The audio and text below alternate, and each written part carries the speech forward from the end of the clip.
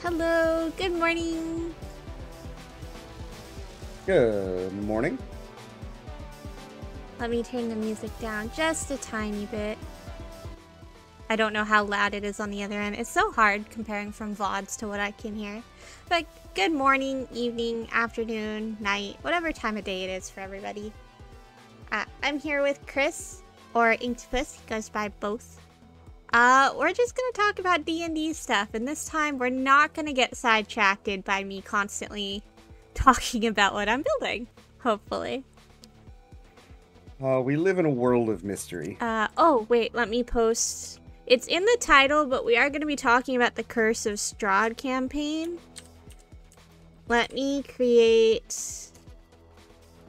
I'm going to create a pinned message for the top of my chat, so people will see that when they come in.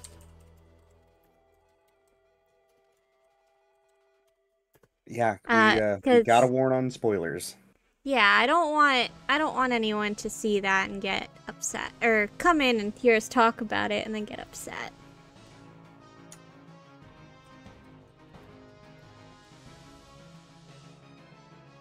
I can't spell. I think we went over that. Spelling is hard this morning. I know, I can't spell, like, ever.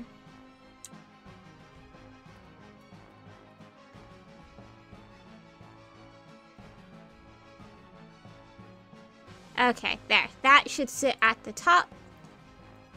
And then we don't have to worry about it. Nice. Boop-a-doop. Okay. Yeah, so we're gonna talk about the Curse of Strahd campaign while I build myself a cute little town. One of the reasons we wanted to talk about Curse of Strahd today was we started a game a while back that we ended up not being able to finish for reasons. For many reasons, to be honest. Many reasons. But it's one of those games that I think both of us have always wanted to finish or keep going with. Yeah, it was so much fun. I think we did how many sessions? 4, 5, 6? It was 4 or 5. I can check. Because I'm still in there. The chat log is still there, yeah. I took the best notes. If I can find it. There it is. Because I can actually check how many sessions, because I notated every time it would start. 7! We did 7 sessions. Oh, we did! Yeah, we got... Obviously, we didn't get super far into the campaign itself, but we did quite a lot in terms of, just playing in general. Yeah, we got a lot of gaming done in 7 sessions. We did. Like, we had a lot going on. Oops. And going back through the chat logs, you really did take the best notes. Why, like, thank you. Looking at your recaps versus mine is a world of difference. Well, I wasn't DMing at the same time, so it made it a lot easier for me. That's true. I was, kind of distracted. Oops.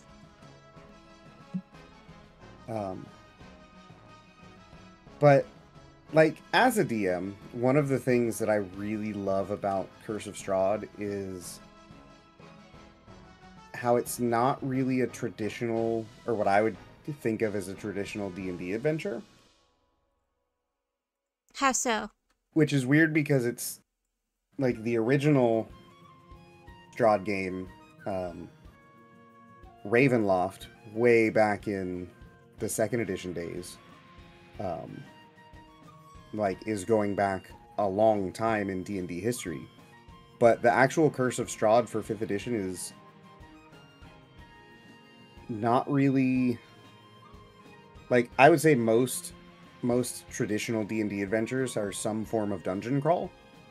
Like, you go into the dungeon, you're looking for for gold and fighting monsters and stuff like that. And Curse of Strahd has some of that, but it's not the biggest part of it by a long shot. That's true. Sapphire says they can't decide if their favorite part was the goblin curse, pie damage, or hitting an invisible enemy. Those were all really good points, too. Those were all, yeah. Those were all really good moments. I forgot about hitting the invisible enemy. The pie damage was great, though. I guess we should start at the beginning, which sadly was before Ziku joined us. Just a little bit. Yeah, we did. We started 2 with sessions? we started with the Death House, I believe. Yep. Which I think you said was meant to be a one-shot, but it actually took us 2 sessions to do. That was the idea, yeah. Which, I mean, I'm not mad about it, but... No, it worked out great. But yeah, Death House was...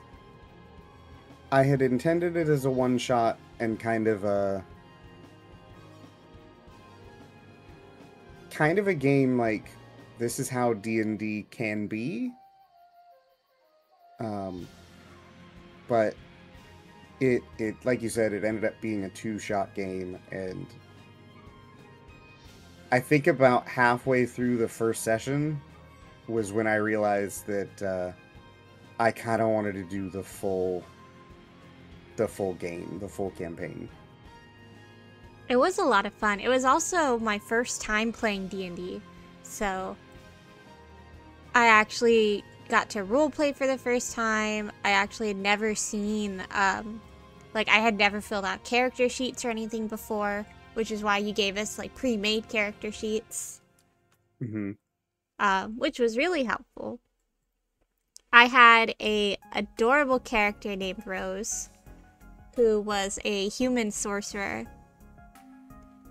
And she was just like me, a crybaby. At first. At first. I would say at first. Rose is one of my favorite characters of any game I've played in a really long time. And a big part of that was, I think, your willingness to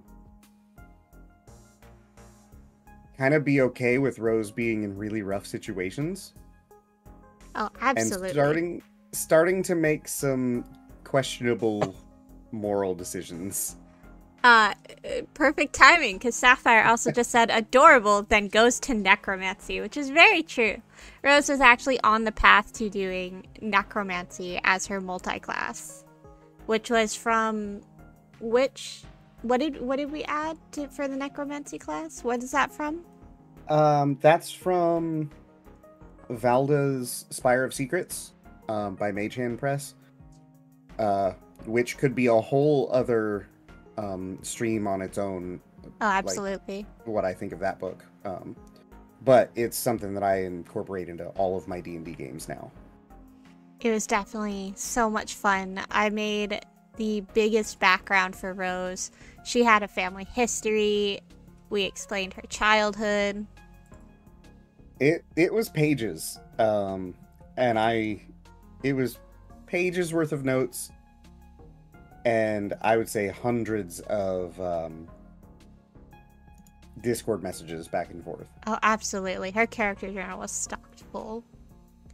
Also, at the time, at the very beginning of the session, she was working with Jorno, who was a Dragonborn. If I'm remembering right, a paladin. And also Harper, who was a dwarf. I don't remember what class she was, though. Harper was just a typical fighter. Oh, okay.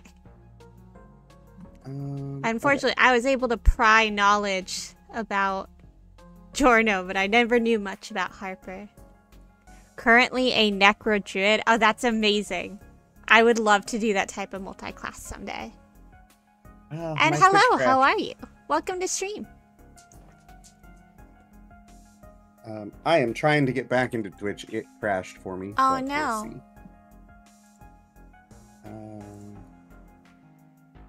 It's okay. I'm going to restart Chrome. That works. I'm struggling to find where the rugs are. Never mind. I found them. Yeah, Twitch doesn't like me for some reason today. But absolutely fun. So much fun. Especially because we didn't know how to roleplay or anything yet. So trying to learn how to do all that was so interesting. Especially because we weren't even in our own space. We were in a public space. That was one of those choices where I wasn't sure if it was going to work. Oh, we made it work. But we made it work. But it was kind of terrifying at first, trying to be like, okay, I need to play this game, and I need to play it with other people potentially around. And we did find out that there were other people listening into our game, because they would actually come up and talk to you about it. Probably also because you were the DM, but... I forgot about that. Yeah, we did have that one person come up and try to join in. Which, you know, for us new players, is terrifying. It was a little interesting for me as the GM as well.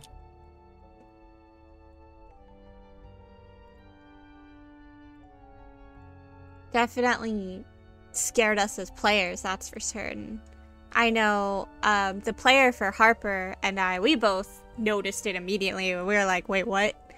But it also was fun to see that like other people were enjoying our session enough that they were interested.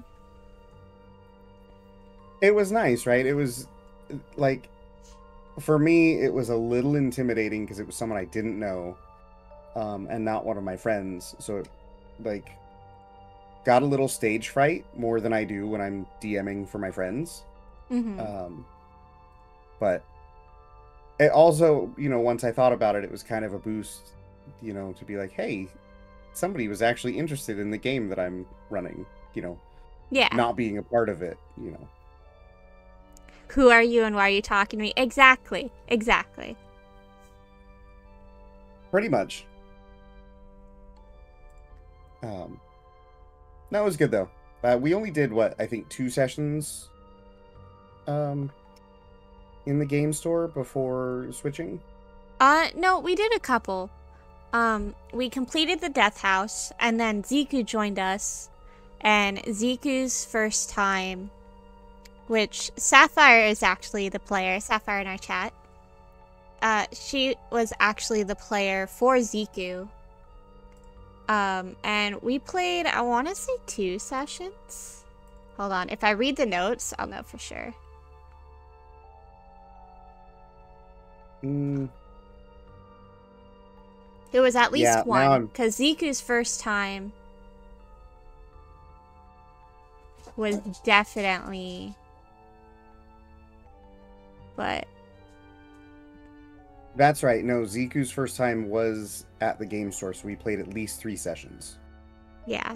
I'm only thinking maybe because we also, when Valanthi joined us, there was, I think, the first time at the house, which I think was session 4. Or 5. No, that was session 5. Man, shows how good my memory is. This is why I write everything down. Yeah. But no, I think you're right. I think we did 3 sessions in the game store, and then we started using my house as home base. But we did do... I think that's how we did it. We did also do 1 session at Jorno's player's house. Yep, and I'm not going to try to figure out which session that was. That was our last session. Was it? Oh, yeah, it was. Yep, because that's when I became a necromancer, and I never got to use her. Yep. And that's when they caught you feeding the mimic. Yep. I forgot about that. Yeah. I forgot to explain who Ziku fully was. Ziku is a goblin, rogue. Yep, Sapphire, you're right. We got to level 5 and then we had to be done. Unfortunately, just scheduling errors, players who can continue, and it just didn't feel right to continue the campaign without them. Because there was so much, they were already so embedded in the story, it just didn't make sense, if I remember right. Yeah, there was a lot there. Yeah, scheduling, making sure like we had a place that was conveniently located for all of us to get to. And then the one player bowing out kind of put the end on that campaign, unfortunately, because it was a really fun game to play. Absolutely. And yeah, Sapphire says we got to level 5 and then done. We did. I started the game off with the pre-gens at level 3. For a couple reasons. Like, it was a weird choice for new players, but I wanted to get everybody their subclass,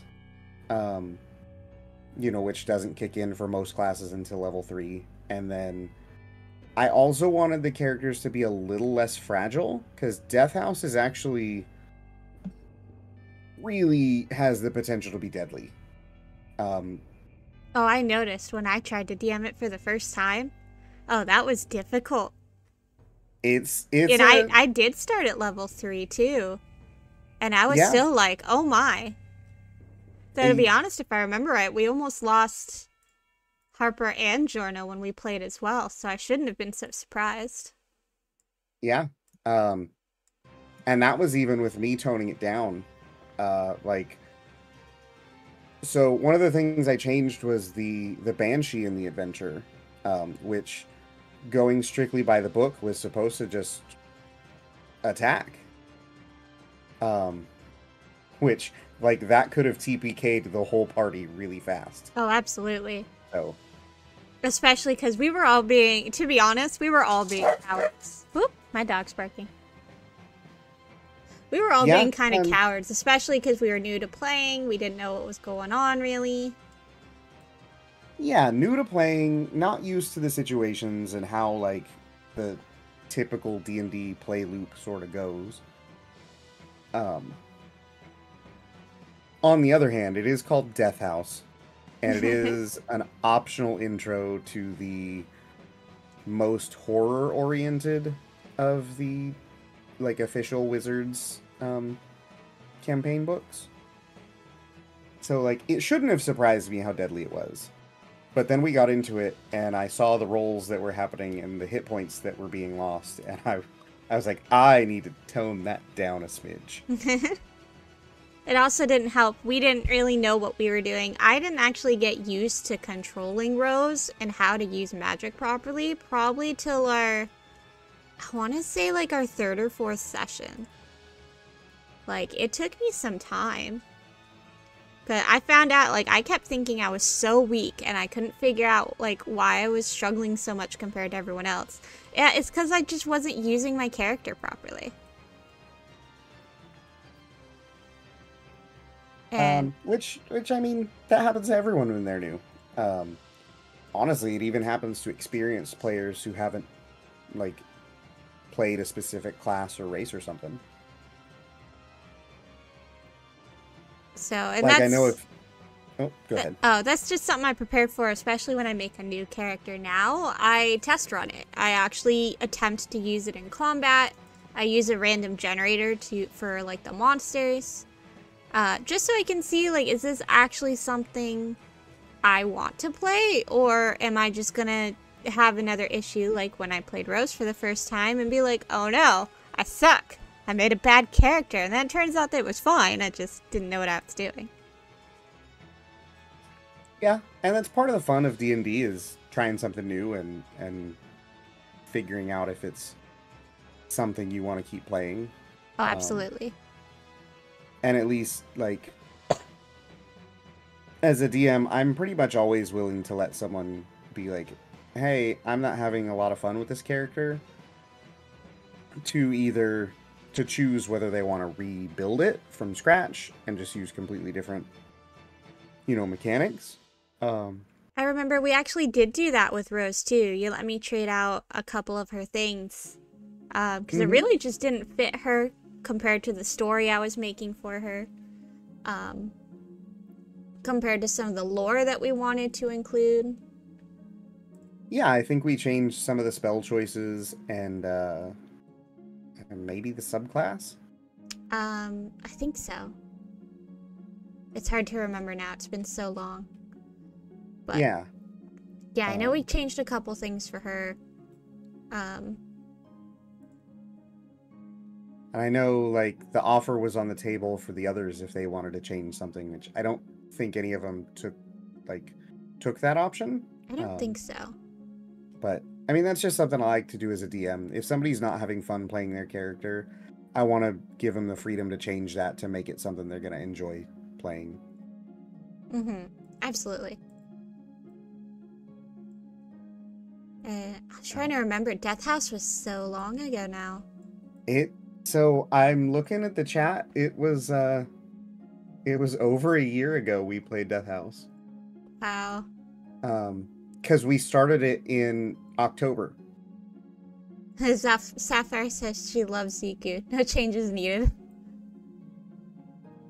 I loved Ziku too. Ziku was amazing. The goblin curse in that Here, let's talk about Death House a little more, and then we'll get to Ziku's one of the most amazing feats Ziku did, in my opinion.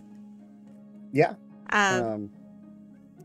But I know Death House was fun because you let me friend NPCs that weren't actually NPCs.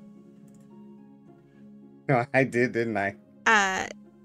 I noticed, because now I've also read the DM book, that you actually don't technically run into Gustav in the room. Like, you actually should have fought him earlier on. Mm-hmm. Him and his wife, where we actually never ran into Elizabeth Durst ever. No, and that was a choice I made because I didn't want to put a lot of emphasis on her. And Gustav had kind of been built up over the course of the adventure through, like, some of the papers that we found and that secret room in there. Oh yeah, we were cursing his name before we even met him. Yeah, we were so excited to beat him up. Everyone was so excited about it. I was like, well, I'm gonna pivot and make him more of the central figure there, and take him out at the end. And we kept focusing on the strangest of things. Like, when we ran into the kids, we handled that differently than the book suggests. Because we befriended them as well. And instead of them, like, trying to possess us or anything, we actually just took them to the nanny. And then they weren't mad with us because they were being well taken care of. Yeah, and that was something that I really liked doing, was because the Death House in the Curse of Strahd book kind of has the nanny as another combat encounter. Like, you're supposed to fight her as a banshee. And it didn't, like, seem to fit for me. Because I figure, going by all the backstory that's in there that the players may or may not figure out, like, she was more of a sympathetic figure. And I kind of wanted that to come out to be like, okay, yes, she's, you know, an undead now and like a cursed spirit, because Gustav was such a monster. So how can we make that work so she's someone that they want to help, not just another monster to, you know, sword away. Right. And help we did, or at least we attempted to. Of course, we caused the whole building to come crashing down. I don't remember much from the Death House anymore because it was so long, but like the main key moments I can remember are our times with the nanny, our times with the kids, trying to care for them even though there wasn't much we could do. Even so far as actually bringing like their toys with them to the other rooms. Checking the same moldy bed 7 times. And we never found anything. which made us so sad. But I bet I nothing love was in that that bed. so much. I love that so much when that happened. Oh my gosh. And then I don't remember much from like the final boss fight anymore, except I remember jumping into the enemy's mouth because I was so tired of everybody else getting in my way when I was trying to fight that I was like, nah, forget this. I am going to just jump in right into its mouth and fire a spell point blank. I do remember that. And it's worth talking a little bit about that final boss, because I changed it significantly. I noticed. You changed it so much. But go ahead. I did. And there's some backstory there. I forget the name of the game. I think it's like, Reign of Silence or something like that. Something to do with silence. And it's a game I saw somebody playing on YouTube. And one of the monsters there was this huge, impossibly tall figure that, you know, when it was alerted or whatever, its whole upper torso would just split apart vertically like this huge, horrendous, horrific mouth. Mm-hmm. And I had used a smaller version of that, which I dubbed Chest Mouth. Accurately so. Its chest was a mouth. Yep. Horrifying. In a game with a different group of players. Specifically because one of the players had asked me to bring the horror. And I was like, well, be careful what you wish for. So I decided when I was reading through the adventure, and it was like, oh, you're using I think it's an Audiug or something like that in the adventure. It doesn't fit for me tonally. It's a really weird creature to have there.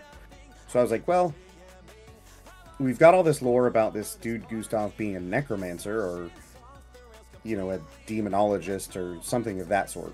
I was like, and one of the players didn't want a lot to do with demons and devils. So I was like, okay, I'm going to lean into the undead.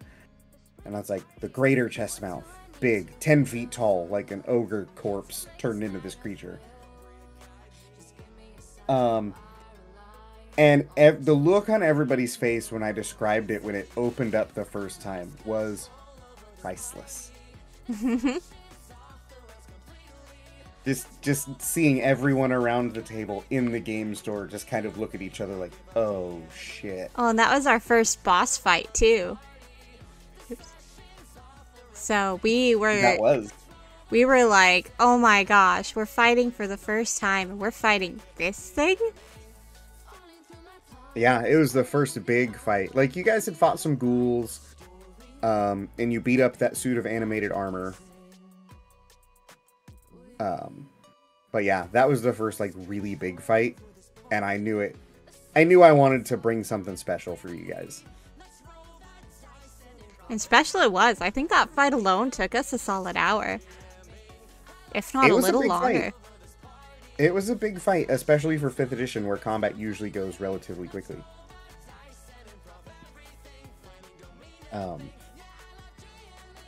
Yeah, that was...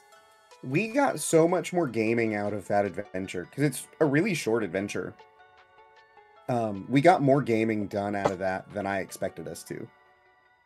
I will say, after Death House, the most awkward moment we had was trying to figure out the best way to bring Ziku along without ruining the story.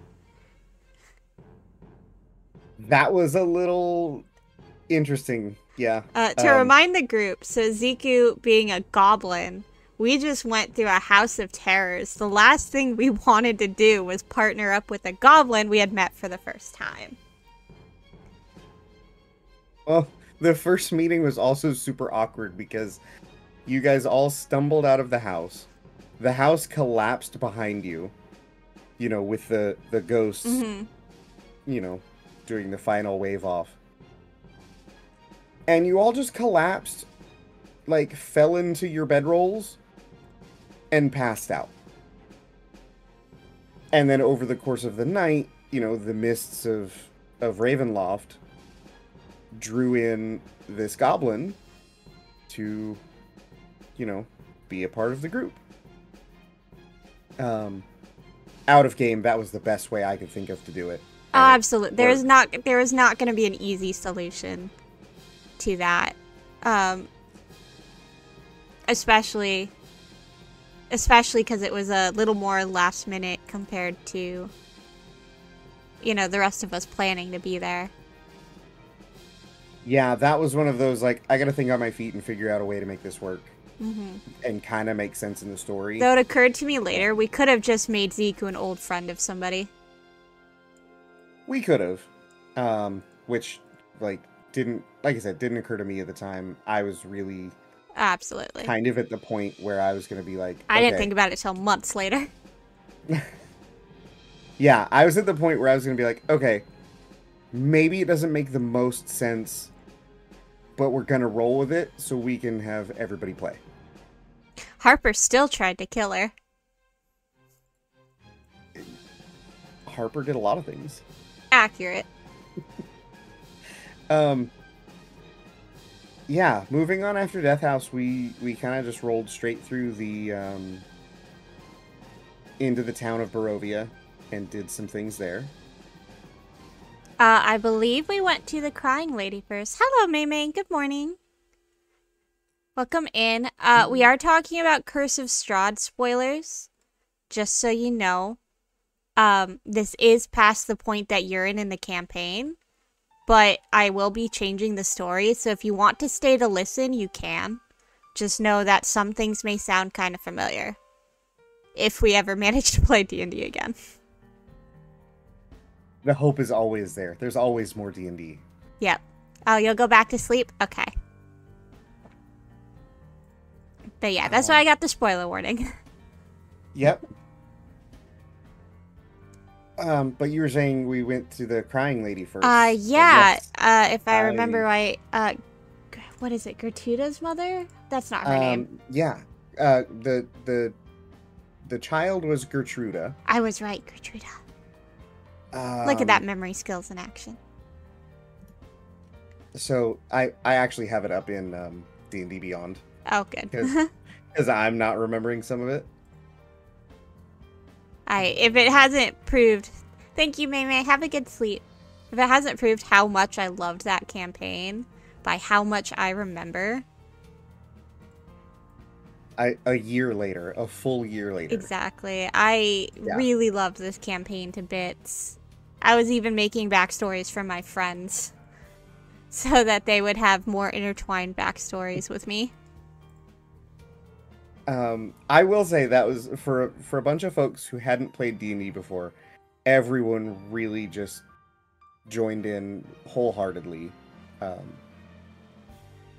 Like, as a DM, I was super, super pleased. Like, I was really enjoying that group. But yeah, we actually, Harper comforted the mother while... No, or did I? No, I comforted the mother while Harper went upstairs to check out her room. We found out she was missing, and as Rose has the giant heart that she does, immediately offered to go and find her child. And at least two of the rest of the party gave Rose a look at that point. Absolutely, but that was also the first time that Harper and Rose connected a little bit.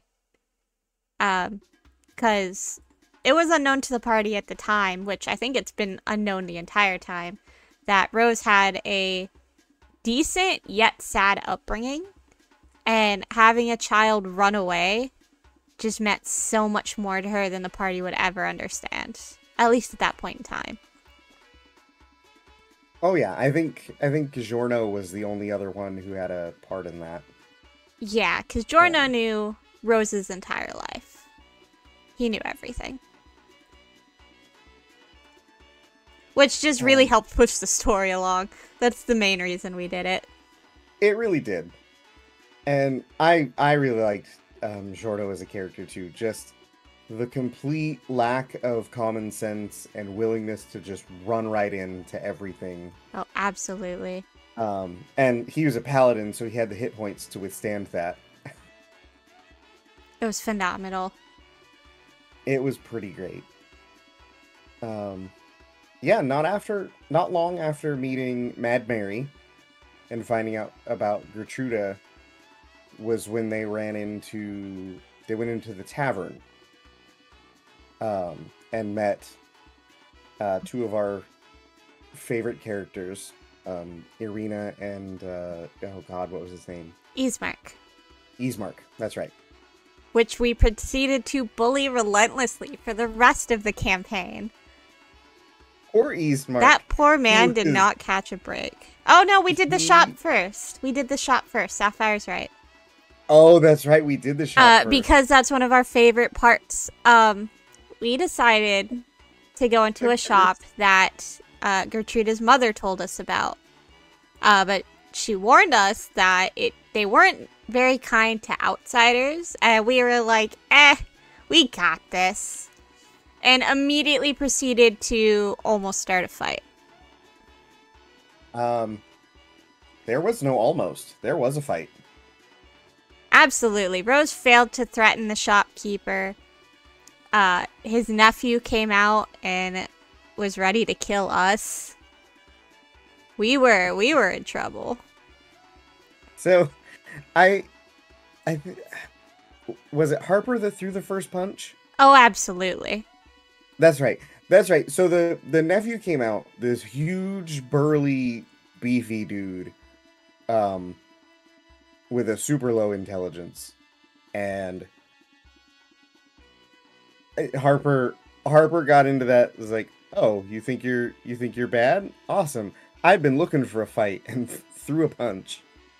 Absolutely. And especially that. To be fair, this shopkeeper had the most insane prices. He was also had an attitude.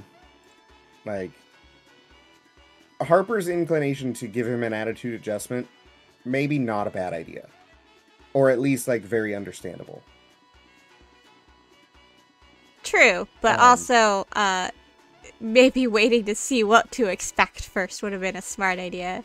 And in all the chaos is one of our favorite moments, while Giorno has to yeet Harper into the alley or the road because she almost died. She got crit into single-digit hit points. The shopkeeper at a lot of Barovians had no idea what Ziku was. Being a goblin, they've never seen goblins really out there before. So Ziku used this as an opportunity to say that, oh, everything I touch gets cursed. And if I remember right, we picked up a bar of soap. We did. She picked up a bar of soap. Mostly because Rose wanted the soap. And he was saying very insane prices for it. And it was absolutely hilarious. And if I remember right, he believed it, at least mostly. There were a couple intimidation checks there, I think. Oh, yeah, but I failed at those, so I don't want to... No, but Ziku made it... oh, yeah, it was failed theft. That's why. Ziku was trying to steal the soap. Thank you, Sapphire. Ziku was trying to steal the soap and ended up failing that roll, but got a really good deception roll, so he believed that the item was cursed.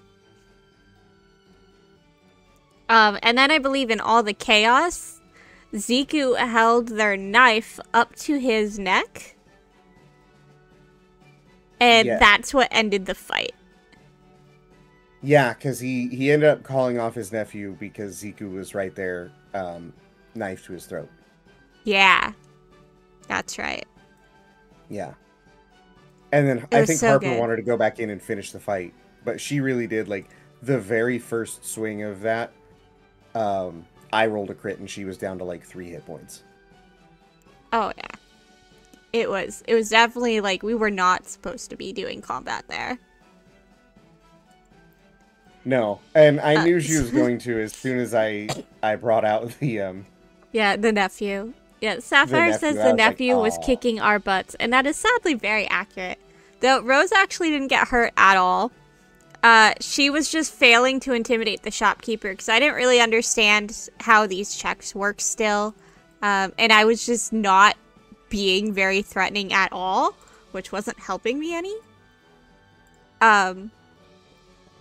But thankfully Ziku came in clutch to save the party, because otherwise that might have been a complete kill of the entire party.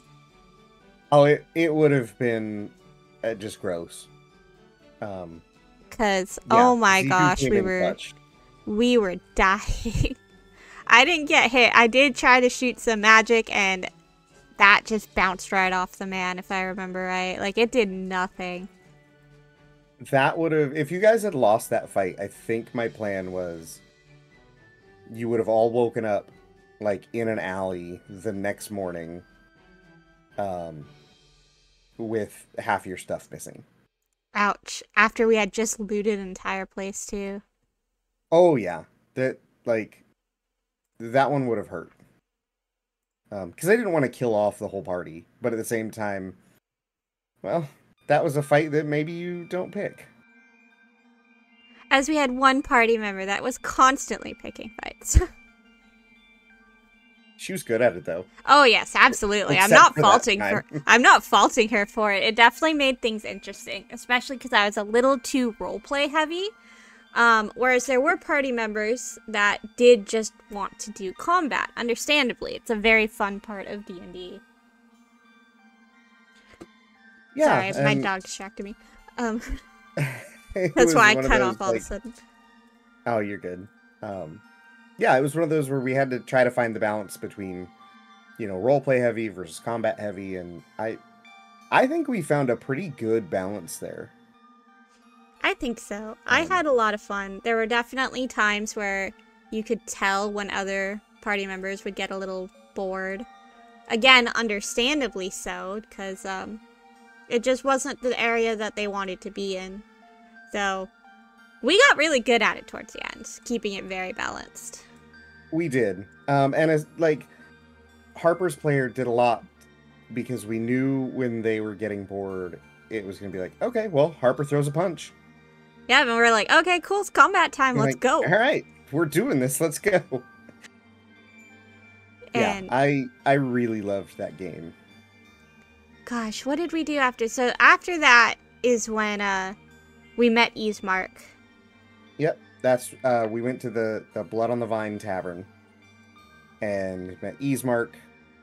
Harper met some friends. Harper met the Vistani. Yep.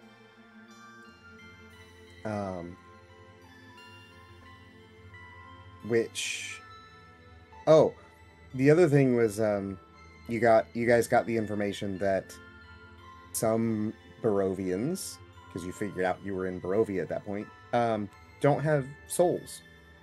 Oh yeah.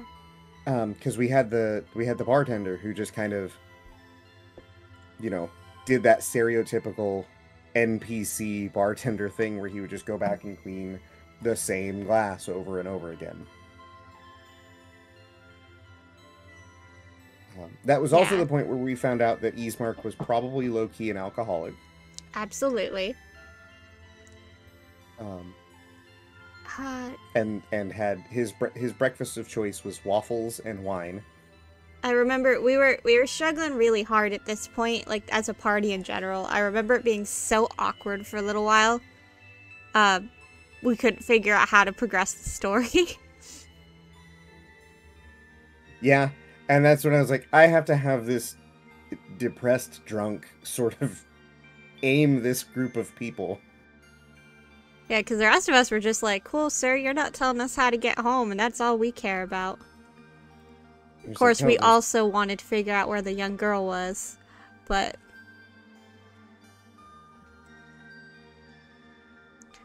yeah, it was a time. Yeah. And then we met Irina, who said... because I think we made a deal that we would take Irina to a town over, and he would potentially help us fight Strahd, which we learned later. We didn't really want him helping us fighting Strahd. Yeah. He was a weak boy. I mean, the funny thing was he really wasn't stats-wise. Like, his stats were good. I just, every time I picked up the dice for Easemark, I rolled single digits. I don't think I rolled a double digit for him the whole time we played. Yeah, he got Um, very unlucky throughout the entire campaign, which we'll get to. But, oh, that poor boy. But I remember Irina wouldn't leave until we buried their father. Which yep. that in alone wasn't too bad. It was the fact that we realized that that's not what I wanted. A vampire, or a young vampire, I guess, was basically underneath the chapel? Yep. So the like the party took the corpse of their dad to the church, and investigated the super creepy and definitely haunted church, and found out that I think it was actually after they did the whole funeral service. Yeah. That they found. In fact, because what happened was, Giorno and Harper got together, Harper and I think it was Easemark and Ziku during the funeral were getting together, and they were like, "So there's definitely something under there, right? Something under there, was screaming. So we're gonna go kill it after this funeral." Yeah, and I remember it being it was a whole dilemma when Rose found out, because she was not happy. No, not at all. She really didn't want them to attack him at all, because what if there is a cure? Of course, yeah, we didn't know about a cure, but... Yeah, and turned out, like, it was a vampire spawn, and it was the son of the priest. And I remember Easemark's job, the one thing he actually did right during the whole game, was he knocked out the preacher. Oh yeah, I remember. We left him upstairs. Yeah, while everybody else went down into the basement, and I remember being reluctant. Took out the vampire. Rose stood back a lot, though once Giorno got hurt, that's what kind of sprung her into action. But you gotta admit, the heaviest hitter of that fight was Ziku. Pinballing around the room like a menace. An adorable menace. Jump in, dagger to the kidneys, jump out. Yeah, Ziku is MVP of that fight. Although bonus points to Giorno for just tanking those vampire bites. Oh, absolutely. Ziku's pinball method actually worked really well for the group for a while in many fights. It kept her out of harm's way, but also she got in a lot of dagger hits. A lot of stabs. Yeah, lots of stabs. Stabs all day. Sapphire says it was so much fun. It was nice though. It was one of the best moments of like inter-party conflict we had. With Rose arguing like, is this moral? Are we like, is this right? Oh, absolutely. And Harper, Ziku, and Easemark like, yes, vampire, we're gonna kill it. Like, we're gonna go down and take it out.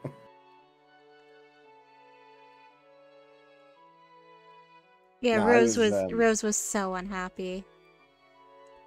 Rose was, and then wasn't any more happy when she found out what Easemark did to the priest. Oh, knocking him out? Or, I don't remember. Yeah, knocking him out and then just sort of like left him in the yeah, hall. Just left him upstairs all on his own. And then we tucked him into bed. Tucked him into bed, but you guys also looted the place. Oh, absolutely. Our morals only went so far. Oh yeah, everybody else, like the whole group at that point was united at least on that one thing. They were like, well, you know, we fought about all this other stuff, but I mean, yeah, we're taking all of their stuff. We needed to get paid. And we figured it out on our own. Yeah, Hey, Sapphire says, payment for removing the vampire. I was totally gonna bring that guy back at some point too. Oh, that would have been fun. I wonder, would he have hated us, or? Oh, 100%. That totally would have been a, like, you killed my son type thing. I was looking forward to it. I think you guys would have found him probably whenever you went to Castle Ravenloft. Oh, Rose would have cried, if she was still sane by then. And that's why I was going to do it. I was like, this is going to cause more drama, and I'm here for it. But yeah, after that, we got Irina and Ismark kind of joined the party. And everybody immediately fell in love with Irina, and were like, Ismark? Screw that guy. Absolutely. And then I think next session is when we had Valanthi join us. Yeah, because we went to... That was a traumatizing session. And that's where we went off the rails big time. Oh, absolutely. Poor Ismark had the worst day of his life. Or couple days. It was a couple rough days there for Ismark. He was on the struggle bus. That poor man. Essentially, for everybody else, Valanthi joins us because she also needs to get home and doesn't know how. So she joins our party as we make our way to the next area, which ends up being the encampment for the... I forgot their name already. I just said it like 20 minutes ago. Yeah, the Vistani. So ends up going with the party because she wants to return home to get back to her sister. And also really gets along with Irina. And not so much with poor Ismark. But Ismark, nobody liked that guy. No. Not really. We were not very nice to him. I think the only one who was actually really a fan of Ismark was me. Oh, hello, the baker. Welcome in. How was your stream? Sorry, 1 second, Chris. Yep. Oh, thank you for the follow. Oh, shoot. Do I still have follower only mode on? Let me turn that off. Sorry. I usually turn it off when I start stream, and I've been forgetting lately. There we go. Thank you all so much for the follow. Welcome in. We are chatting about D&D, so spoiler warning. Can't talk today. We are talking about the Curse of Strahd campaign and how it kind of went for us during our sessions. So, if you're playing D&D and potentially going to play that campaign, I don't recommend you stick around for this one so you don't get spoilers. Oh no, you died so many times. Oh, I remember when I was lurking a bit. You were in a bit of danger. But welcome in, welcome in. And thank you for the follows. Sorry, but we're going to get back to what we were talking about because I do have a guest with me, so. I forgot what we were talking about. We were talking about Ismark, and then we got to the... It was Valanthi had joined the party. Oh, right. And Valanthi was amazing. She was a tiefling cleric, if I remember right.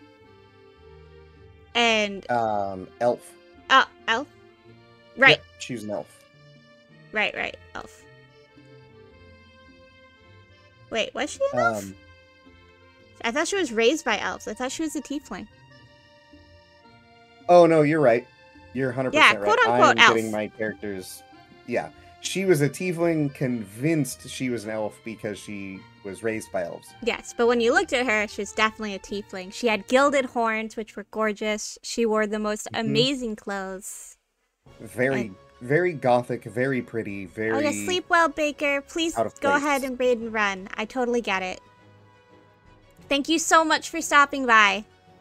And thank you, everyone, for joining.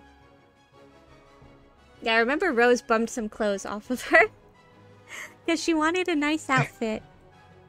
Yeah, Rose and Valanthe bonded over clothes. But yeah, so we got to the Vistani camp, and met Madame Ava. And I think Rose, like, played with some of the Vistani kids. I think the whole party got sucked into that. Maybe it was the whole party. I don't even remember that kid's name. One of the kids made an impression. Oh, what was their name? I can't really go and look through all our records right now, but I wish I remembered. I'm going They through. were so cute.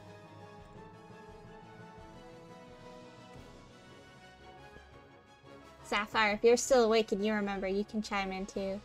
I don't remember the children's name anymore. I'm so sad. Jamma. Jamma, that's right. It was Jamma. We gave Jamma I'm going through a butterfly knife. So dangerous. That's right. Oh, and on the way to the camp, some of the party saw a huge snake. Which was a bit of foreshadowing that didn't end up paying off. But you guys met Madame Ava, and there was so Madame Ava was the older Vistani sort of fortune teller who and Rose somehow hated knew fortune all tellers. of the party. What's that? Oh, Rose hated fortune tellers, which is hilarious because she does magic. I know. When Harper got that Taroka deck, Rose was so dismissive. Absolutely. It was one of the best bits of that adventure. That, and when they suddenly had pineapples for us, which was wild. Well, Giorno asked to try to find a pineapple. It was the weirdest thing ever. The pineapple. We had so many weird moments that just escape our minds because it happened at such a weird time. Yeah, Madame Ava also had gifts for everybody. I'm gonna fill this shelf with fruit. Nice. Put a pineapple in there. If I can find one, I will. But we're starting with cheese. Oh, the good stuff. Yeah. So Madame Ava had gifts for everybody, and then Rose got her gauntlet finally that she had bummed off the animated armor that they killed back in Death House. Absolutely. Oh yeah, I forgot about that a little bit. Like I remembered, but I didn't. Since Baker raided us, I'm gonna put a bunch of baked goods in here. Hell yeah. Just for Baker. And then, so the group, you guys all went to sleep. You had your long rest. And woke up to find the entire camp gone. Oh yeah, they all packed up while we were sleeping. It was so rude. Vanished as if it had never been there. Oh, do I really not have a loaf of bread? That's so sad. I'm gonna have to download that asset. Oh, bummer. Yeah. Oh, wait, there's more. Hold on. Here's some challah. Sorry, I keep distracting us. I said I wouldn't do this, and then I did.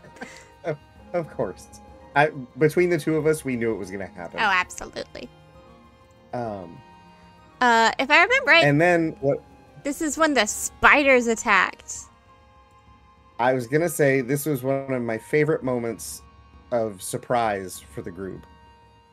For everybody watching... Sapphire. Valanthe was played by one of our friends who, because of scheduling issues, couldn't be there for every session.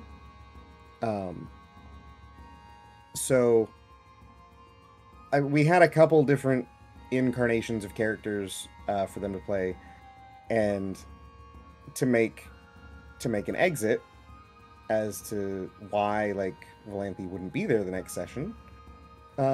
Spiders attacked, but huge spiders, like the size of wolves. Specifically jumping spiders, because I find they're a really great mix of, oh, it's adorable, and holy shit, that's the most terrifying thing ever, because I'm an arachnophobe.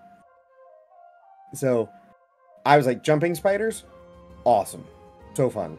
And when the first one jumped out and dragged Valanthe off, the look on everybody's face was amazing. Including the person who played Valanthe, that poor girl. Even she didn't know it was gonna happen. She would like, I told her there was gonna be an exit, and I gave her some of like a little bit. I was like, it's gonna be a thing. A thing it was. That was one of our longest and dangerous fights. I spent every ounce of magic I had. Oh yeah, right after a long rest, ran through all of the group spell slots. A ton of time. That was definitely an event. I remember we lost 2 of our members too, because they went running after. Yeah, Sapphire. Sapphire's character Ziku went running after Valanthe to see if they could track her down, and I believe Harper did the same. Yeah, Harper trying and to Valanthe go find. Hold off. Tried to go find her, but they couldn't keep up. Yeah. We also found out that that Ismark and Arena had arachnophobia, because I could not roll for either of them. Oh, it was so bad. It was bad. Neither of them hit, two were like, if I remember right. I think the highest roll I had was like a 9. Which was just not good enough. It was so bad. Yeah. And Rose let Ismark have it after that fight. I forgot about that. Oh yeah. My character Rose was so angry because Ismark invited this girl he just met that day, or the day previous, on an adventure because of his sister, and then couldn't even land a single fight. Like, so yeah, no, Rose let him have it. Like, how in the world did you have the guts to even attempt to have us take your sister somewhere when you also cannot protect your sister to get her anywhere? She was not nice. It wasn't her best moment. Oh no, that was a rough conversation, and like Ismark, I think, was just so ashamed, like he didn't want to talk to Rose after that. No, he didn't. Like and no one else in the party would help him either. The poor guy. When he looked to the other party members, they just looked at him with pity. Yeah, I think the attitude toward Ismark after that was kind of just like, sucks to suck. Pretty much. Once you got on Rose's bad side, it was kind of game over. Oh yeah. Unfortunately, she kind of ruled the party. I don't like that these are identical. Yeah, so Valanthe's exit, they did find some stuff, like her holy symbol and a broken off chunk of horn. That's right, I remember that. But yeah, that was fun. That took up a lot of, or not took up, but that ended up being a good thing to end on. And kind of a good, like, climax to that session.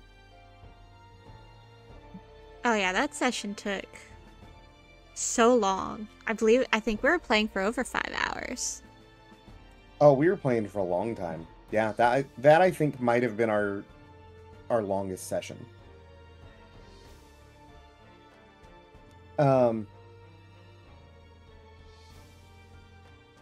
Yeah, because Rose ripped Ismark, and then after Harper and Siku got back to the party, Harper slapped Ismark. And Oh, I yet forgot about that.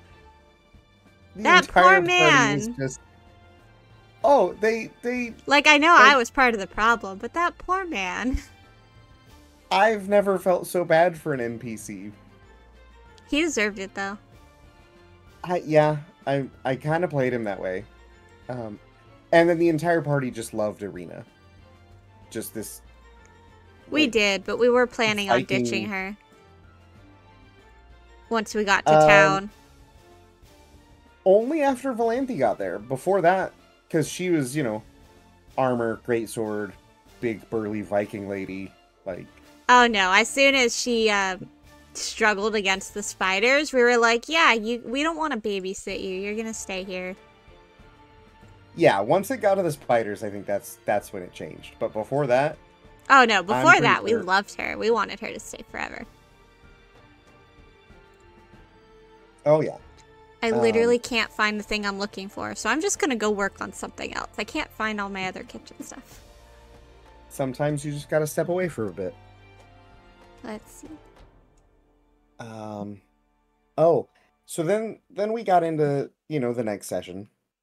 Mm-hmm. And, like, came to the conclusion with some DM prompting, like, hey, that was Valanthi's exit. Like, we can move the story along. Oh yeah, we wanted to try and find her. We wanted to hunt her down. Yep, which I knew you guys were going to, so that was the point where I was like, hey, that was intended to be a kind of a send-off. That I had worked out with her player beforehand. To a point. I didn't spoil my surprise about the spiders, but... so the group kept on going off towards the next town, Vallaki. To be honest, I don't remember most of what happened during that. Well, there was one more moment of bonding with Harper and Rose that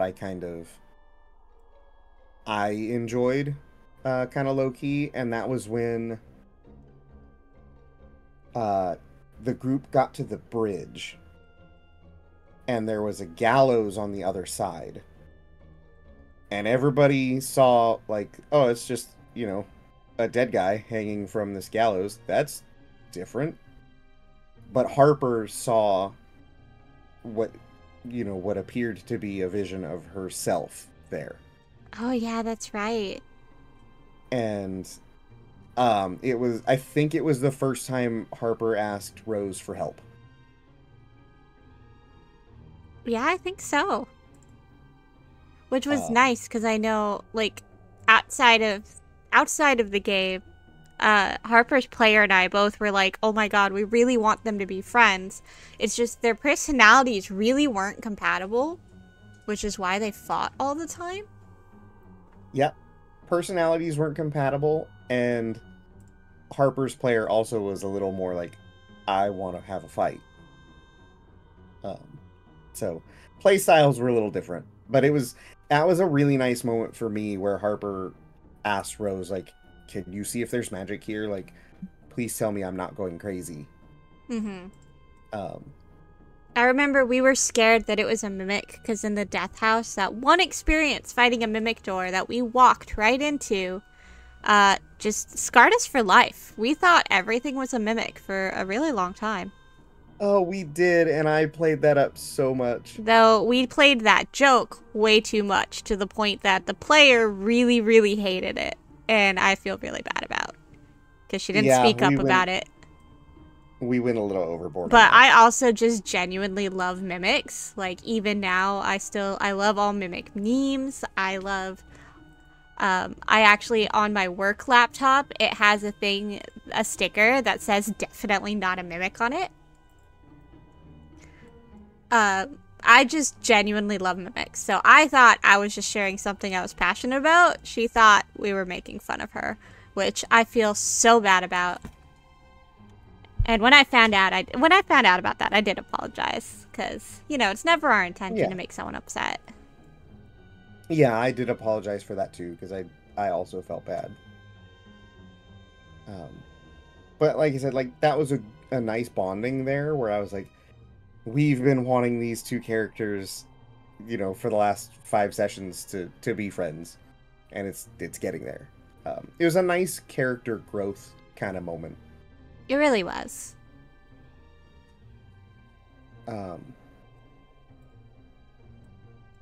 And then, oh, that was the first sighting of the huge wolf. Oh yeah, I guess after we made camp that day, right? Yeah, it was after making camp that day. And it was Rose and Giorno saw it during their watch. That's right. And then we thought, like, we knew better than to attack it. We just stayed still. We were like, we'll do something if it comes close, but otherwise, we really didn't want to pick any more fights. Our party had been through so much already. Especially by the end of that night. Oh, yeah. Like, you guys were really low on spell slots and hit points and everything. But, I mean, that was... So for me, that was the group's first sighting of Strahd. Oh, that's right. Because that was Strahd. Yeah. That was Strahd in his wolf form. Like, taking a look at these new adventurers just hanging out in Barovia. And kind of getting the measure of them to an extent. That was intended to be a recurring thing. I was going to have him keep showing up in various forms and stuff like that. I was going to see if you guys would catch on to it. But we didn't get that far. But after that was... that was probably my favorite session, but Sapphire, or Ziku's least favorite section, because all she had to do was stand there, and that is not fun. The windmill session. The windmill session. Well, the first windmill session. Yeah, out of 2. Because there were 2. And I think my favorite... I don't know. I think my favorite was actually the second one. I think it was our final session. Oh, most likely, because not only was there role-playing, there was also so much combat. There was role-playing, there was combat. I was setting up some plot threads that ended up, because the game ended, we couldn't follow through with them, but I was really excited. To keep everyone on the same page here, essentially, the party decided we were passing a windmill. I say the party, but the character Harper decided that that windmill had to be the one that was in a deed that we picked up. So therefore, it was her windmill, and nothing was going to stop her from claiming her windmill. Yeah. Which I firmly believe that's why the deed is actually in Death House. Because I didn't make that up. That was a part of the adventure. But I'm pretty sure that's why the authors put it there. And I was pretty excited for it. I was looking forward to getting to the windmill for like 3 sessions. So essentially then we start this thing of dealing with hags the whole time. Sapphire says, still love the pie damage was the first time you took damage the whole campaign, which is true. Essentially, we convinced these old ladies to let us in because I told them I was the student of the necromancer that we took out way back in Death House, and they were interested. Which, that was a choice. That, yes, I leaned heavily into pretending to be Gustav's apprentice, and I think that really worked out. It worked out so well, and that was a choice where me, as the DM, was just like, oh, I could not have planned this. This is going to go so well. I was super excited. And so, essentially, we convince our way inside this place, this windmill, and naturally, Harper needs to snoop.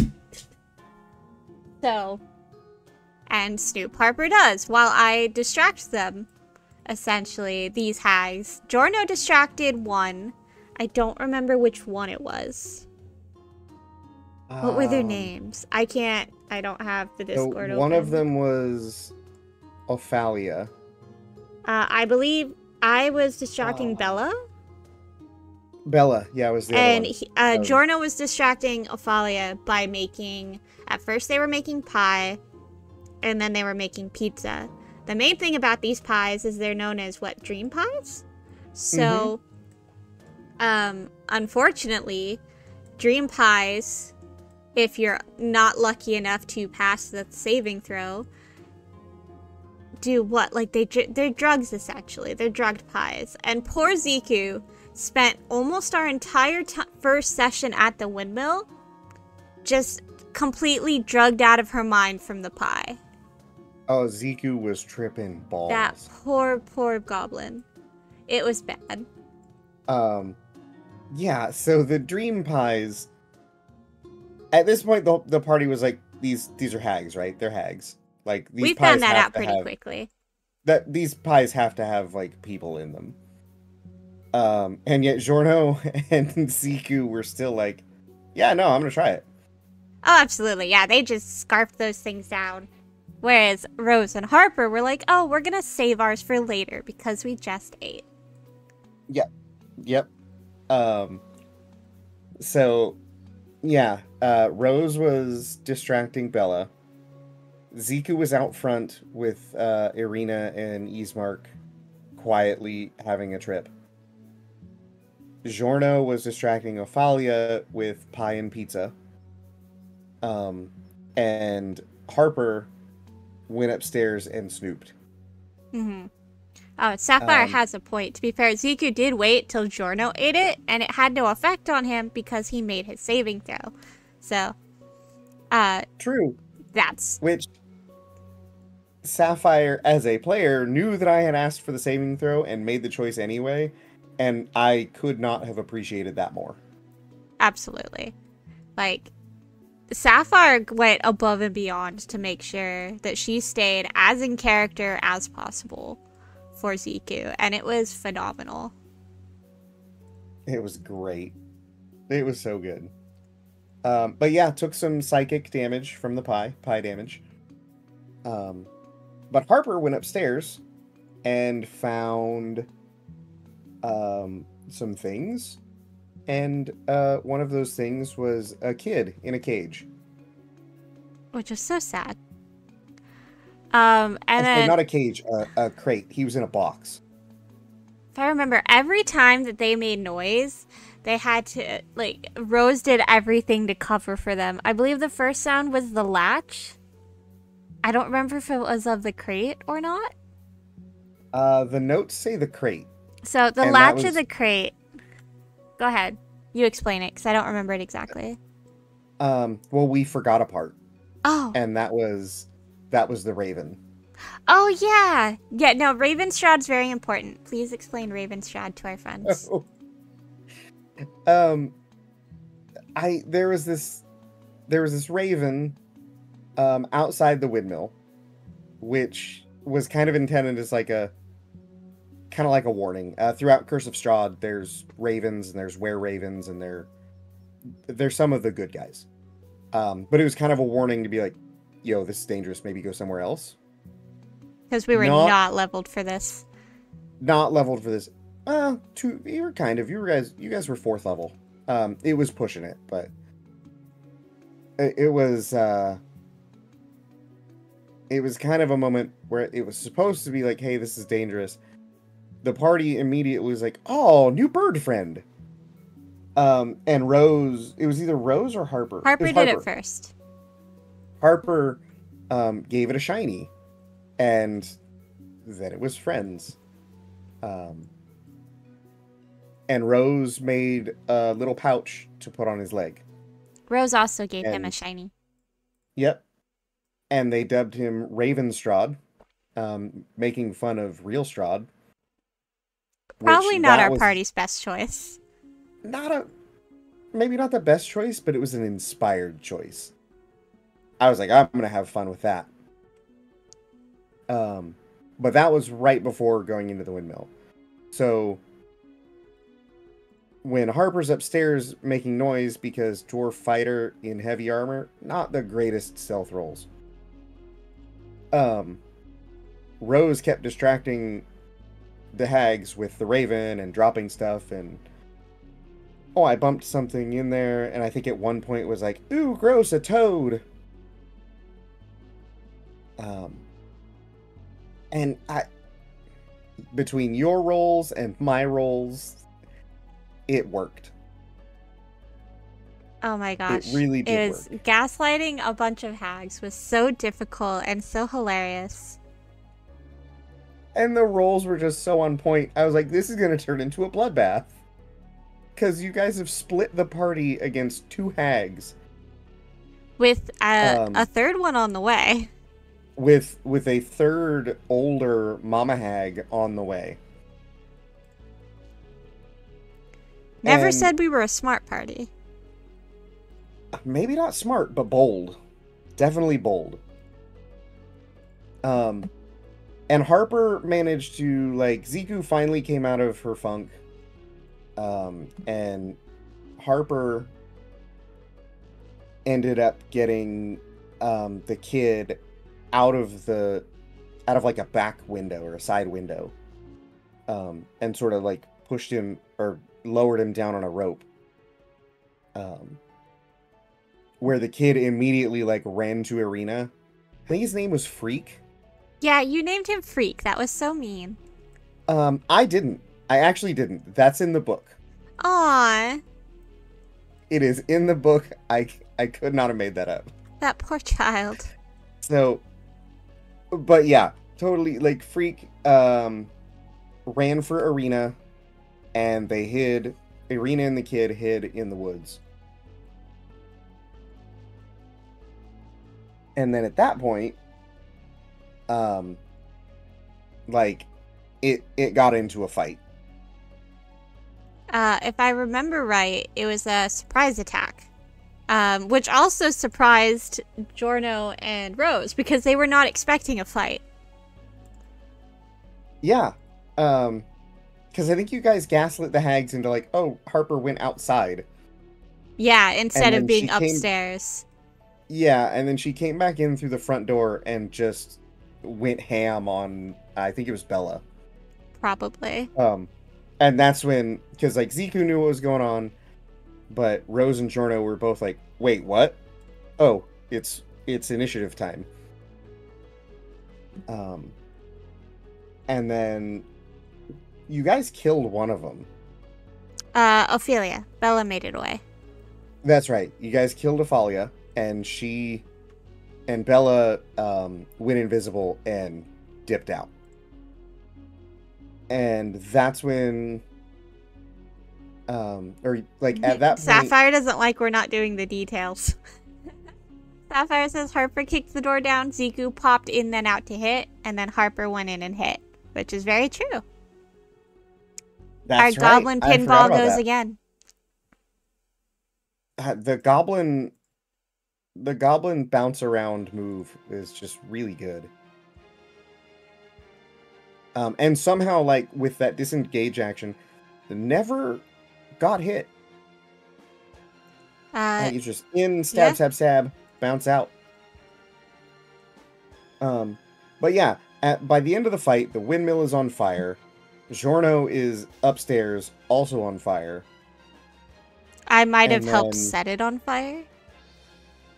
If I remember so right. Jorno was a dragonborn and also had a hand in setting that fire. Oh yeah, no, we lit that place up.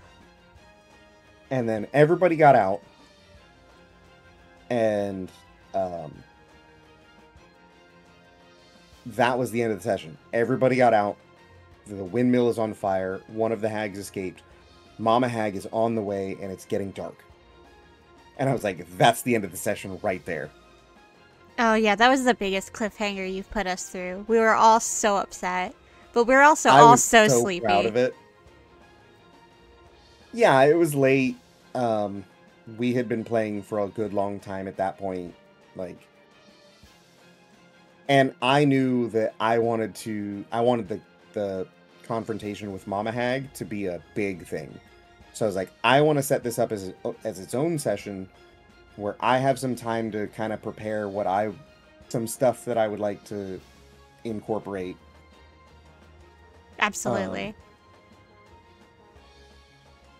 And yeah, I was like, it's been a long session already. I don't want it to drag on. I don't want it to turn into a thing where it's like, oh, we're still playing just to get through this. But it definitely, I think the hardest part for me being the main note taker was always when we did get very combat heavy. Just because it was such a struggle to remember what everybody did. And especially, I think by that point, or a little sooner, we started getting kind of messy with the location of where everybody was standing. So, like, over and over, we'd have to ask again, wait, where am I? Where are they? What happened? Yeah, though part of that was also just excitement, you know, just when you're doing such a adrenaline rush of a fight, you're like, yeah, I got this. Wait, what happened? And that's something where it's like, I really like to be super improv heavy. So a lot of the times, most games I play, I actually don't bring minis or a big map or anything like that, just because I don't know if I'm going to use them, or maybe I'll need different minis or something. So I kind of do it all theater of the mind, and sometimes that kind of gets away from me. Or I'm not great about, like, drawing out the quick map and being like, this is where everybody is, you know, for combat purposes. Something I could work on as a DM, but it's also really quick, so keeps things kind of moving most of the time.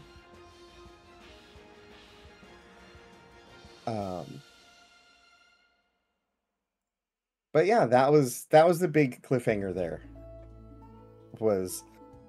I think that's almost exactly how I described it too. I was like, the windmill's on fire, you've all gotten outside, one of the hags got away, Mama Hag is coming, and it's getting dark. Yeah. All right, we'll pick this up next week. I think my game's crashing.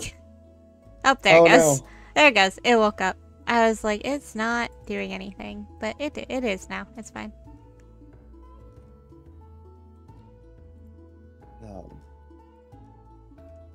But yeah, so the next session was our final session, sadly, but it was a doozy because Mama Hag showed up. So the party went to take a rest. A short rest, and fled into the woods. We're just like, we're just gonna get in there somewhere, hunker down for a bit, see what happens, try not to get caught.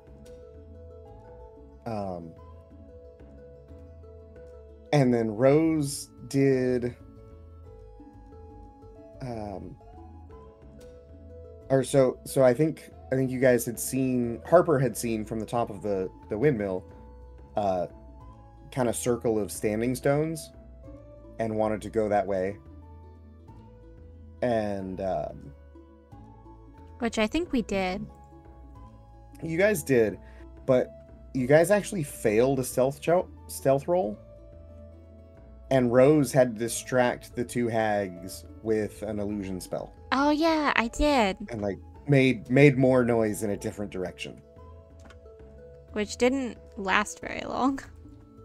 It didn't last very long, but it still works. It still worked. And then Rose actually took a Freak because Harper didn't want to be carrying him if they had to go loud. That's true.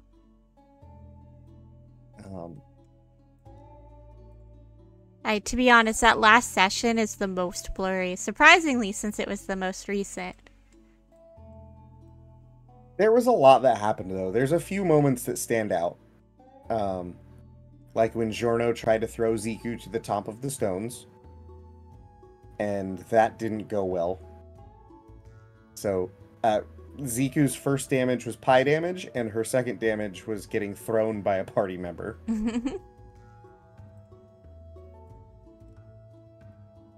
Sounds about right. Yep. And Oops.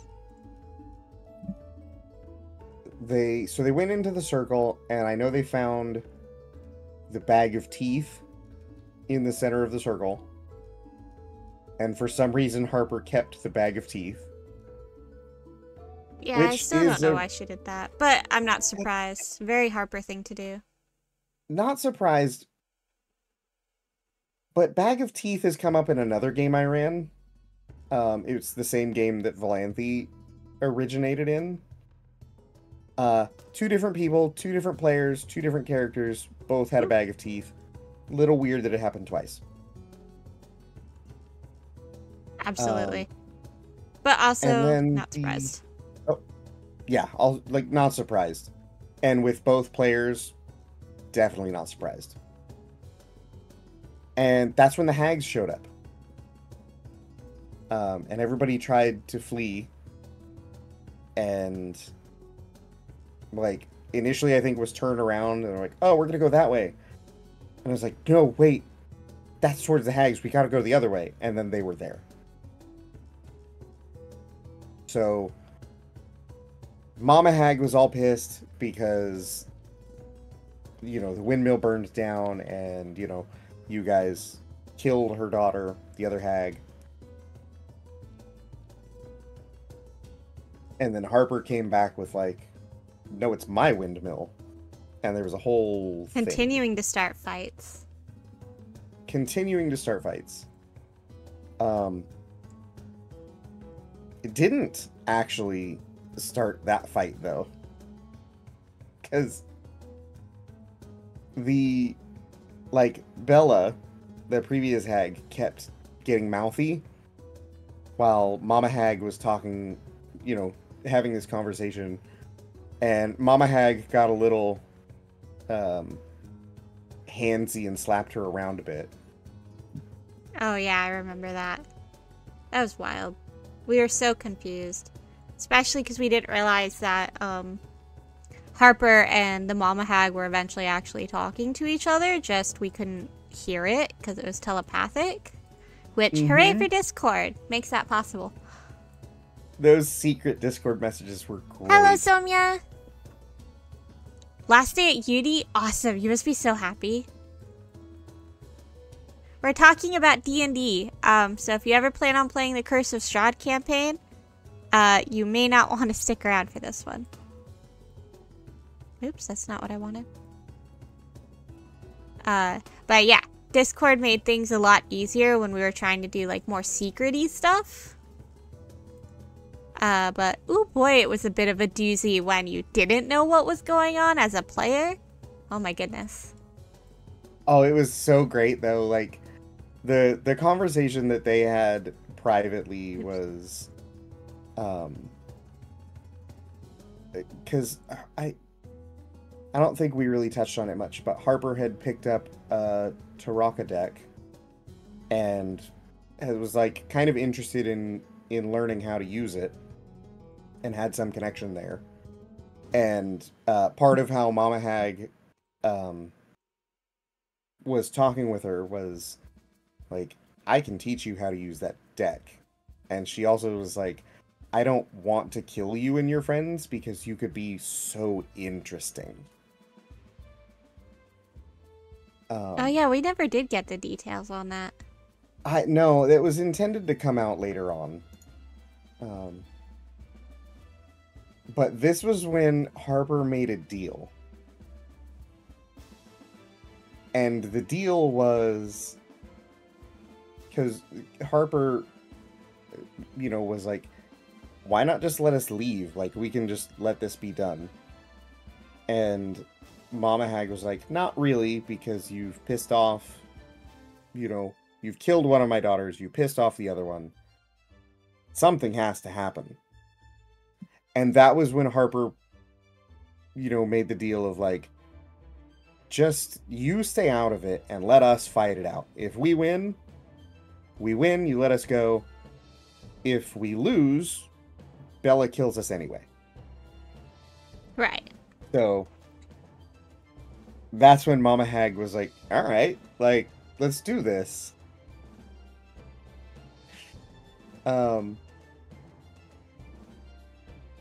Yeah, and the deal was if the party killed Bella, they could all go free with the kid. And Harper didn't say the details, just told the party, like, to trust her, and then only fight Bella. And then Bella had summoned some wolves. That's right, and from there it was just combat. From there it was just combat. But a note, one of my favorite notes from you is... Rose hit Bella again. Bella knocks Giorno unconscious, in quotes, by, all caps, tearing out his stomach. Oh yeah, I forgot. He technically about died. He hit 0 hit points. He hit 0. If it wasn't for the fact that I took a feat so that I could heal people, we would have had a total party kill. Might have. It was close. It was really close. I think we would have. I brought 2 people back up.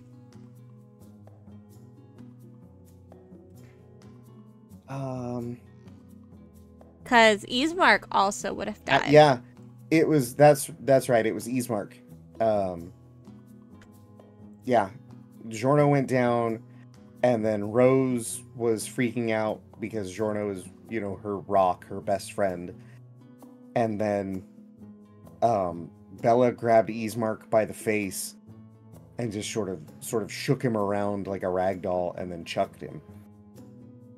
But Ziku, Harper, and Rose would have lived. That's true, Sapphire. That is very true. Yeah. Rose actually, if I remember right, didn't get injured at all during that fight. She was... I don't think so. Pretty much in pristine condition, which, to be fair, as a sorcerer, Rose would have been very squishy, so it was in her best interest to stay back. Yeah, the only time Rose ran in was when Giorno hit the ground. Pretty much, yeah. But yeah, and then I think Ziku ended up being the one who finally killed Bella. Yeah, which actually was also one of Ziku's amazing moments, was stabbing an invisible enemy. Yeah. Yeah, because Bella had gone invisible and was like... For me, that was the point where Bella, as a character, was like, oh, I'm gonna lose this fight. I need to get the hell out of here. And Ziku made that hit anyway. That was a really good fight. Yeah, she was down to, I think, single-digit hit points at that moment. And then so Mama Hag left at that point, upheld her deal with Harper, which would have paid off later, because I was really excited that Mama Hag lived and was going to be a recurring kind of villainous character. And that was kind of it. Things wrapped up. The group settled in for a long rest, and then they never got back together. I know, sad. I think the very last thing that happened, though, was the group caught Rose feeding Mimic that she had found at the beginning of that session. That we were gonna make into her mimic, into her familiar. Which you could tell that made Harper's player pretty upset. So there was a good chance I would have probably asked us to abandon that, just because as much as I would have loved it, it wouldn't have went well. Yeah, I think that would. Sapphire, I don't know what a dagger bad for stealth means, unless you're talking about your moon dagger that you never used, because that's accurate. Yeah, it was. I think that was the moon dagger because that was the first time anyone noticed that it was glowing. That's true. Which made Sapphire very upset because as a stealth character, that's not the best thing. Which, of course, I hadn't considered when I had Madame Ava give her that dagger. And I was like, I didn't think that through, did I? His Sapphire said, yeah, it glowed, and my first reaction was, that's bad for stealth, which is very true. But... Very true. And my moment as a DM of like, wait. Beans. Delicious beans. Oh, wait. They're gonna make me hungry. I did not make much progress on my map at all. But, yeah, that was essentially the whole campaign, which took months and we will never really see again. But we had so many plans. It was going to be so much fun. Which in a way we can still do. We just got to work them into a different campaign. Yeah, I mean, Rose is still a great character. Giorno and Ziku were both great characters. Like,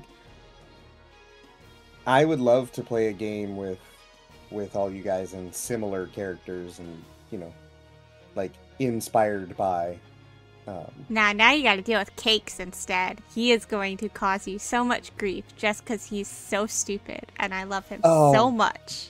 That's gonna be so good when we get back to that game. That's a whole other stream. For everyone watching, Cakes is a dragonborn I made. He is a amethyst dragon, which lovingly fits into my purple theme. And I don't want to give away too much because we're also not super... We've only had one session for this campaign so far. But, oh my goodness, it's essentially... He's going to be a huge dragonborn eventually. Right now he's kind of small. And he has essentially golden retriever personality. So, he's just hyperactive, ADHD, constantly annoying most of the rest of the party, but in like a loving way. I am so excited to continue playing him. He also just befriends everyone, and he made best friends with a character named Bucket. Bucket is the most amazing thing ever, and I love him to bits. He is a Warforged... What was he? A druid? No, he's a Warforged... I gotta go find it. He is the sweetest baby boy, and is just as stupid as Cakes. And it made me so happy, because they essentially go on these lovable, constant crusades of... Cakes thinks everything is a dragon. He thinks he's a dragon. Everybody's just a different type of dragon. And... yes, and Bucket loves magic, so he also loves that Cakes can do magic. He really loves Sapphire's character, whose name is escaping me. Zelen? Zelen. Zelen can do magic, which Bucket absolutely adores. It is like, he is the sweetest Warforged ever, and he's made out of wood. And Mostly I don't wood, even know, yeah. Mostly wood. I don't even know what he looks like, because we don't have character art for him yet. But I'm just so excited to see Bucket again.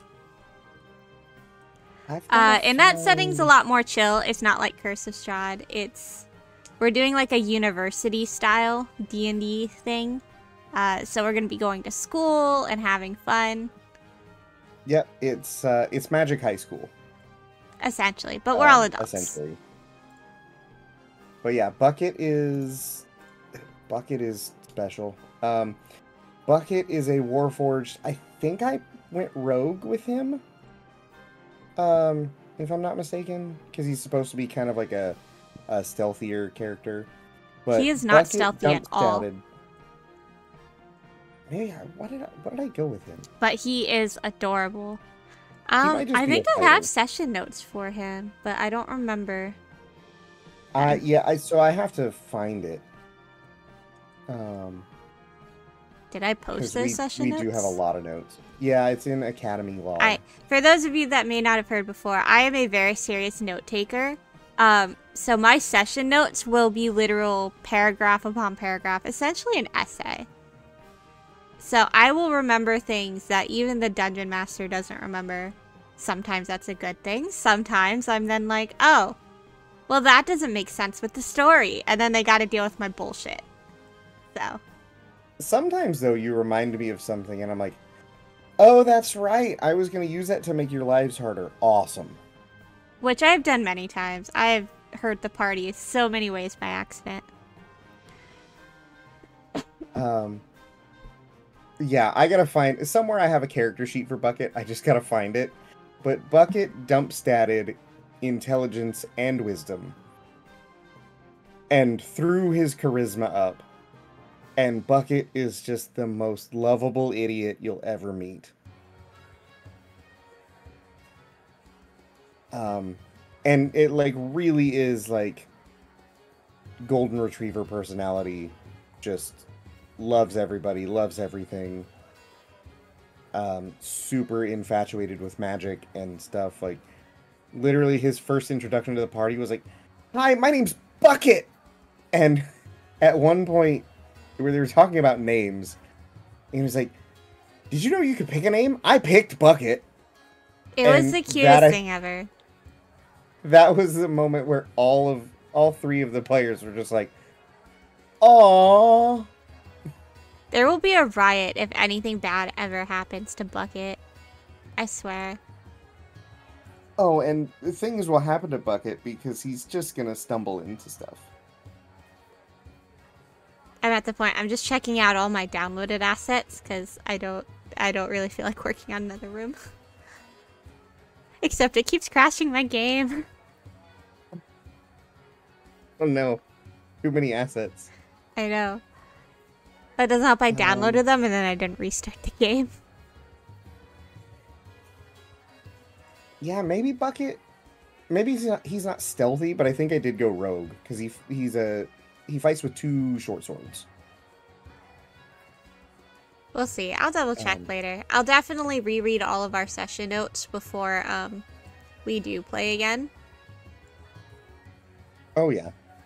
But that won't be for a while just because schedule and everything. Yeah, that one could be a bit, but I'm really excited to get back to that whenever we have the chance. But yeah, like we're getting a little away from Curse of Strahd. Oh, absolutely.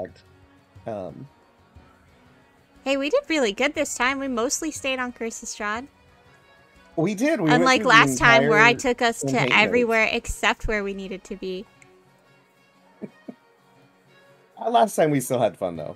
Like that's what matters. That's true. But yeah, I really love Curse of Strahd. When it first came out, I think back in like 2016, something like that. It was one of the first campaign books, I think, for 5th edition. I didn't really have a lot of interest in it. I was like, oh, Strahd, the big red, you know, the iconic kind of vampire. I was like, that's not a super interesting story. And then I played through Death House as a player. One of the few times I've been a player. As kind of a Halloween one-shot. And I remember that I was like, that was really creepy with the Banshee, and there was a ghost baby, and that was weird. And I loved it. So when the opportunity, we were all talking, we wanted to play a D&D, you know, a one-shot for D&D, and it was October, so I was thinking horror anyway, and I was like, well, we could play this, you know, this Death House thing that I played once, that I thought was good, and snowballed from there. That's when it was like, oh, yeah, this is not a one-shot, we're gonna go through and really play this. Mm-hmm. And, like, best choice we could have made. Absolutely. It was still tons of fun. And I definitely plan on using Rose's backstory and everything for something, even if I don't actually get to play her again. Like, she'd be a cool, like, cameo NPC, which is what I plan probably in, like, my various attempts at DMing. Definitely wouldn't let players interact with her much, because otherwise I'll get too attached. But I also think this is a Yeah. good place to call it, because I don't really know what else to do. And we're also getting really close to like 2 hours here. And I need to go to bed for work. So. I think this is, yeah, definitely a good place to call it. Absolutely. So thank you all so much for joining in with us. I hope you all had as much fun as we did. I had a ton of fun. I was just kind of mindlessly building whatever while we chatted, just so you guys had something to watch if you wanted and all that. But I really had fun. I am going to look for someone for us to raid. My brain's slowly not working, so pardon all the filler words here. If any of you like seeing me, or if you haven't followed before, please feel free to follow if you want to. It really means a lot to me. I am 5 followers away from making affiliate. I have every other requirement. So if you guys want to, please feel free. But no pressure if you don't. I totally get that.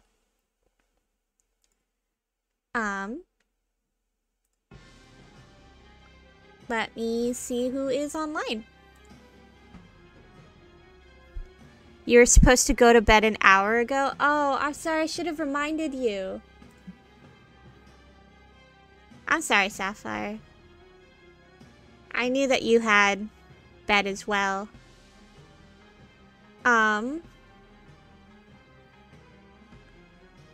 Let's see.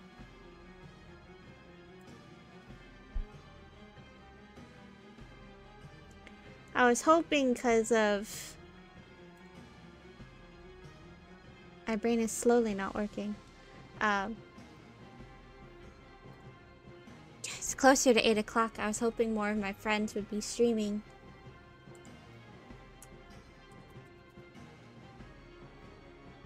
Well, yeah, But 8 a.m. to be on a honest, Sunday. I always forget it's Sunday. And to be honest, I probably wouldn't want to stream on a Sunday either. Let's see. I want to, if possible, I want to raid into a D&D stream. But my biggest concern with that is not everyone remembers to turn off their alerts when they're actually playing D&D. And I would rather not accidentally interrupt, like, the flow of the game.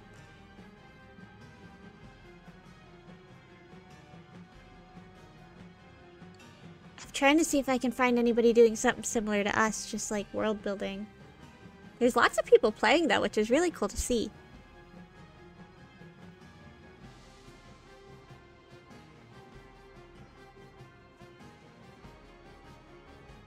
The pressure of finding someone to raid is so real.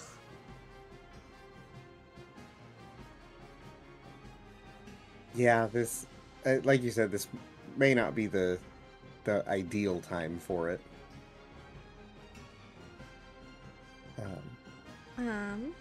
Well, it just means we're gonna raid into somebody random and hope for the best and really hope that they have their alerts off. So, just give me a couple more minutes and I will set that up. I also should probably go into my ending soon screen. There we go.